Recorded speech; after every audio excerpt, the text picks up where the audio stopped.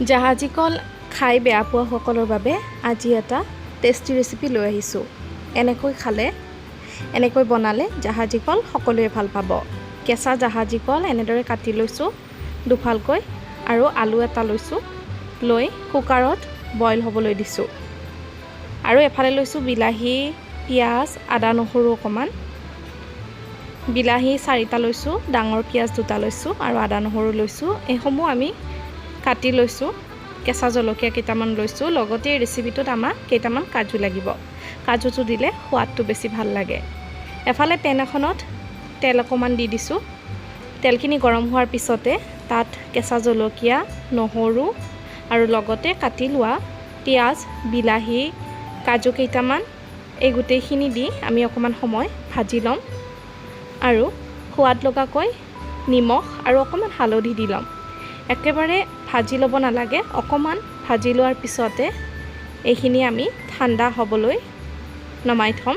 যিহেতু মিক্সিত আমি এইখিনি পেষ্ট বনাই ল'ম, সেইবাবে ঠাণ্ডা হ'বলৈ ৰাখি থৈ দিম। এফালে সিজাই লোৱা এয়া হৈছে কল আৰু আলুখিনি। এইখিনিৰ লগত আমি কিছুমান জিৰা, ধনিয়া মছলা এড কৰিছোঁ। লগতে কুটি লৈছোঁ পিঁয়াজ, জলকীয়া আৰু অকণমান কৰ্ণফ্লাৱাৰ দি এইখিনি সানি লৈছোঁ। সানি লৈ লাড়ু বনাই লৈছোঁ আৰু পুনৰ কৰ্ণফ্লাৱাৰ লগাই আমি তেলত এইখিনি এটা এটাকৈ ভাজি ল'ম। অকণমান ৰঙচুৱাকৈ ভাজিব লাগিব গোটেইখিনি। এই পেনখনতে এনেদৰে ভাজি লৈছোঁ, লুটিয়াই দিছোঁ। কাচকলৰ এই কোফটা কাৰীটো খাই খুবেই সোৱাদ লাগে।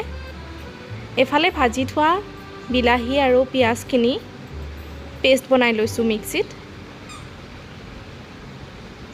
পুনৰ কেৰাহীটোত তেল অকণমান দি তাত অকণমান ইলাইচি, ডালচেনি দি এতিয়া পেষ্টখিনি দি দিছোঁ।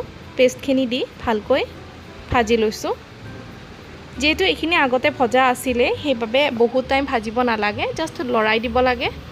যদি আগতে নিমখ হালধি দি নলয়, তেতিয়াহ'লে এই পেষ্টখিনি দিয়াৰ পিছত অকণমান নিমখ হালধি দিব পাৰে সোৱাদ অনুসৰি। তাৰপিছত আমি এয়া গ্ৰেভিটো এনেকুৱা হৈ গৈছে।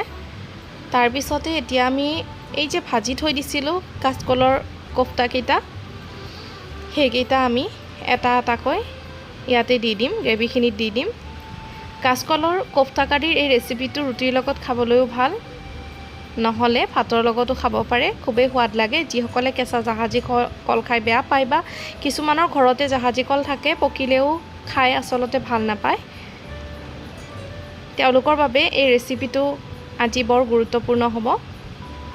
এনেদৰে বনাই খাবচোন, খাই বিৰাটেই সোৱাদ লাগে। এয়া আমাৰ কাচকলৰ কোফটা কাৰী ৰেডি হৈ গ'ল। আলহী আহিলেও এনেকৈ খুৱাব পাৰে। কাচকল খাইছে নে কিবা বেলেগ খাইছে সেয়া আচলতে ধৰিবই নোৱাৰি এনেদৰে বনালে।